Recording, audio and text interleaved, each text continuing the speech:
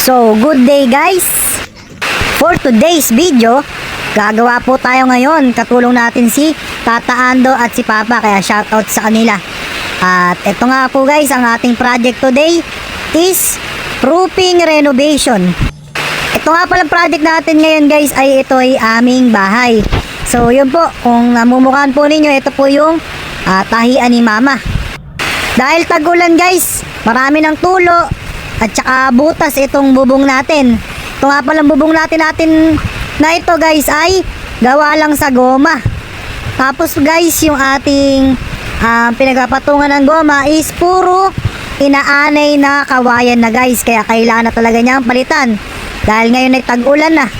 At ayun nga guys, nilipat muna natin yung makina ni Mama para nang nun maging safe po. Kung ano man po mangyari, mamaya may malaglagan siya ng mga ginagamit natin sa pag-welding. Kaya ito, sisimulan na natin guys. Abangan nyo guys yung part 2. Let's go!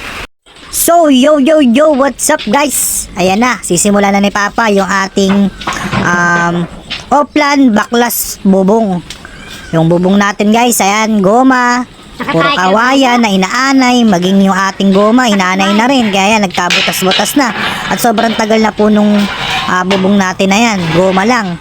Inabot na po yan ng mga 14 years, mga ganun na po siya katagal. Pero yan po, pinagtsatsagaan pa rin po natin. At ito, nagkaroon po tayo ng konting budget. At ayan, mapapalitan na po natin ng gero. At tubular yung ating bubong. So yan guys, ito na yung part 2 ng ating steel trusses installation or roofing renovation para po dito sa ating munting tahanan. Bali yan po pala guys, yung part po na yan ay yung tahian ni Mama. Nilalagyan na po natin ng maayos na bubong para po nang nun wala na sagabal sa kanyang pananahi at tuloy-tuloy po ang pagtatrabaho nating lahat. Maraming salamat. So yo, what's up guys? Nandito tayo sa part 3 ng ating steel trusses installation or roofing renovation guys. Ayan, naglalagay na si Papa ng mga divider or sala-sala para sa pagpapatungan ng ating yero. Ganyan lang kabilis tirahin ni Papa yan guys. Akalain nyo guys, senior na yan siya guys, pero ganyan pa rin siya kumilos.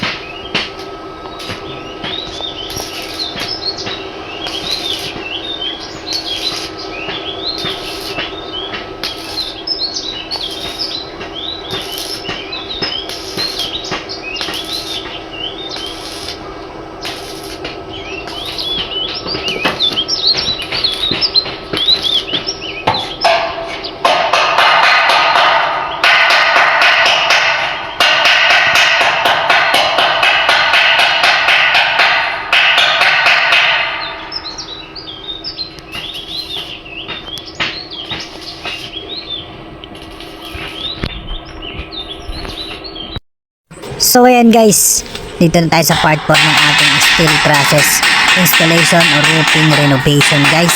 At ayun na guys, patapos na yung nilalatag ni Papa para sa patungan ng yero. Pinamadali na rin po namin at ayan na po ang ulan at meron daw pong parating na bagyo ngayon. Kaya ito, paspasan na ang trabaho guys.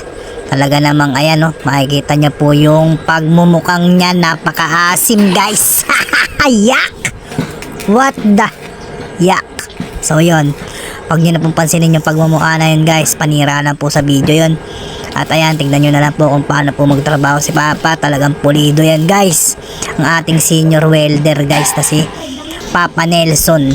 Ayan, patapos na guys, lalatagan na lang natin to ng yero. At shoutout nga pala kay Tata Ando na nandun sa baba, taga-abot ng mga gagamitin natin.